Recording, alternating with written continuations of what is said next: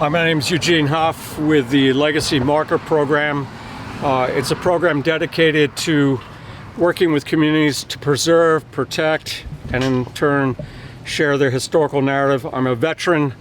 I'm a member of Post 6668, Bateman Gallagher, American Legion Post here in Wayne. This is the World War I monument, and I was approached probably over 10 years ago by Ted Pollard about the condition of this monument. And being bronze, what had happened over time, the copper, which is in bronze, had oxidized, and so the greening here, basically, which is corrosion, is the reaction of the copper that's in the bronze. Again, the original monument itself had a sort of a deep green, a little bit of a goldish copper tinge to it, patina, but over time it wasn't really taken care of, and so this oxidation took place. So I was approached by Ted Pollard, Marty Costello with the American Legion Post, he was commander at the time, and asked if I could do something, and they said, well, let's come up with a budget. I said, well, look, I'll do it for free, but I want to make sure we engage students to be a part of the process. So what's happened over a 10-year period, this monument has received a combination of emulsifier waxes for cleaning, waxing, but also slowly lifting the carbon, the corrosion buildup on the surface of this bronze.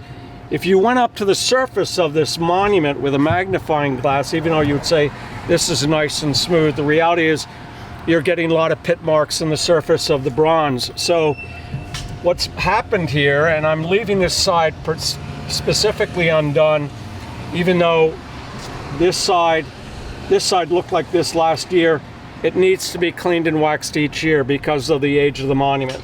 By doing the cleaning and waxing, that's a three-step process, basically putting it on there, you can see the amount of the residue that lifts from the surface of the bronze.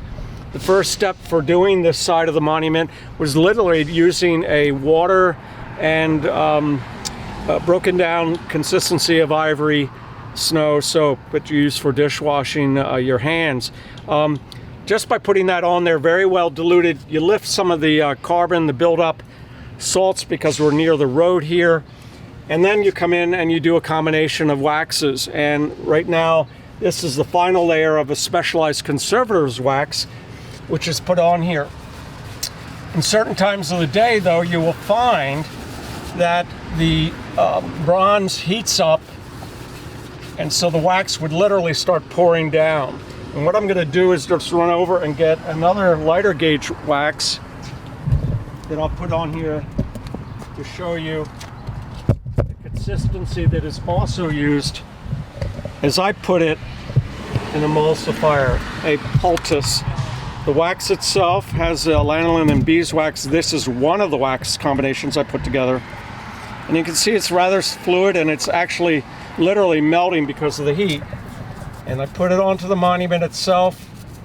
And, you know, the ladies who get a facial, they will tell you what's happening is a facial is literally allowing material to go on the surface of the skin and draw out the impurities deep within. And so for kids, I show this and they say, oh, there's nothing wrong with this monument. And then what happens is you take off and you're literally lifting the soot.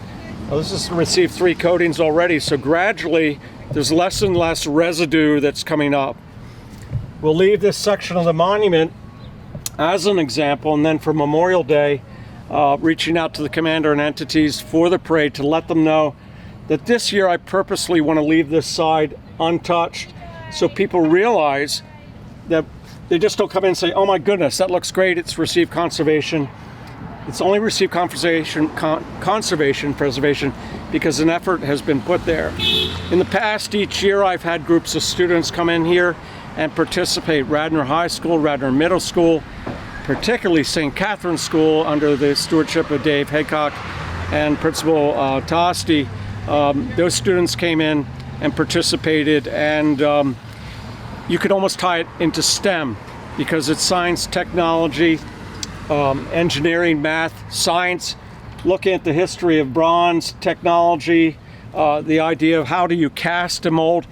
This is a Mackenzie monument, and Mr. Mackenzie was a sculptor from Canada. He came down and did sports sculpture also at the University of Pennsylvania, and my understanding is the community of Radnor commissioned Mr. Mackenzie to do this bronze. This is not the original location. The original location was actually over near St. David's Hotel when there was a golf course, and it was moved here and then installed again. But sometimes these monuments, they say we're going to move them, and they put them in a box, and they never come out of the box, and we forget about them.